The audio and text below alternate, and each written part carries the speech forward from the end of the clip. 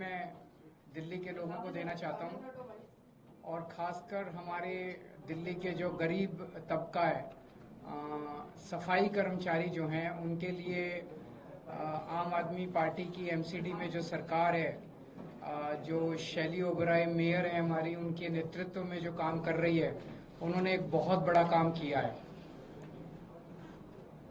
18 साल से, पिछले 18 साल से एमसीडी के अंदर सफाई कर्मचारियों को तो क्या, किसी भी कर्मचारी को टाइम पे तनख्वाह नहीं मिलती थी।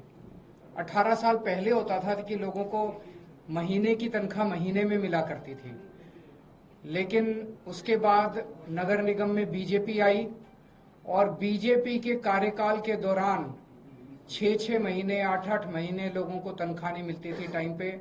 अपनी तनख्वाह तक लेने के लिए लोगों को धरने प्रदर्शन करने पड़ते थे।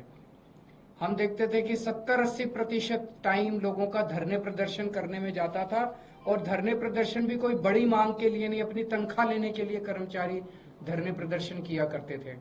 तो इतना ज्यादा भ्रष्टाचार था कि सारा पैसा भ्रष्टाचार के उस पर चढ़ जाता था। पिछले 2 साल से हमारी सरकार है नगर निगम के अंदर, और 2 साल से लोगों को हर महीने के पहले हफ्ते उनके अकाउंट में तनख्वाह आ जाती है।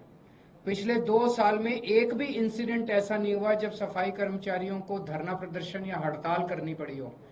जबकि उसके पहले 15 साल जब बीजेपी की सरकार थी, आप उठा के देख लीजिए कि लगभग सफाई कर्मचारी, दूसरे कर्मचारी हड़ताल पे ही रहते थे, काम पे कम रहते थे, हड़ताल पे ज्यादा रहते थे। लेकिन पिछले 2 साल में हड़ताल नहीं करनी पड़ी अपनी तनख्वाह लेने के लिए। हर महीने के पहले हफ्ते उनकी तनख्वाह आ जाती है। आज जो मैं आपको बड़ी खबर देने जा रहा हूं वो ये है कि अभी 31 अक्टूबर हुआ नहीं है, ये महीना पूरा हुआ नहीं है। 1 नवंबर के बाद तनख्वाह मिलनी थी। पहले हफ्ते में, जैसे मैंने कहा, 7 नवंबर तक उनके अकाउंट में तनख्वाह जानी थी, लेकिन दिवाली को मद्देनजर रखते हुए सभी लगभग 64,000 कच्चे और पक्के सफाई कर्मचारियों के अकाउंट में दिवाली के पहले अगले महीने की नवंबर की तनख्वाह उनके अकाउंट में पहुंच चुकी है। जो तनख्वाह उनके 7 नवंबर तक जानी थी, वो तनख्वाह उनके अकाउंट में ऑलरेडी पहुंच चुकी है, ताकि वो अपने बच्चों के साथ, अपने परिवार के साथ अच्छी दिवाली मना सके। ना केवल तनख्वाह दी गई है, दिवाली बोनस भी। पहले दिवाली बोनस के लिए भी उनको धरने प्रदर्शन करने पड़ते थे, डिमांड करना पड़ता था, और इतने कई महीनों तक धरने करते थे।